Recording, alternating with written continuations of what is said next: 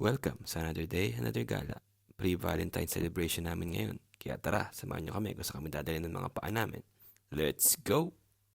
Tatawid kami ngayon ng tulay kasi pupunta kami sa El Homero. Colombian restaurant siya dito sa North Shore. After makahanap ng parking, maglalakad na kami pupunta dun sa restaurant.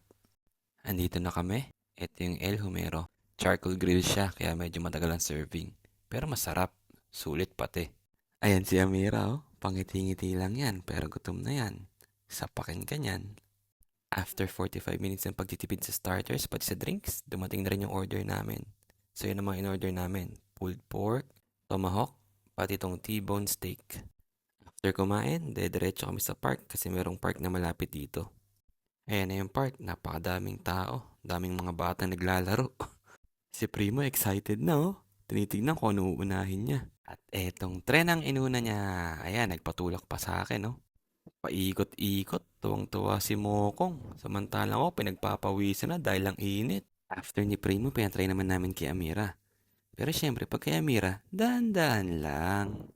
After ng tren, lumipa na dito si Primo. Ayun, no? Naglalaro sa buhangin na may tubig. Bago umuwi, tinry muna namin tong Luna's Bake Shop na malapit sa restaurant. Time check, 4:30 na. Uwi na kami guys. Sa susunod ulit, kita kits. Bye-bye!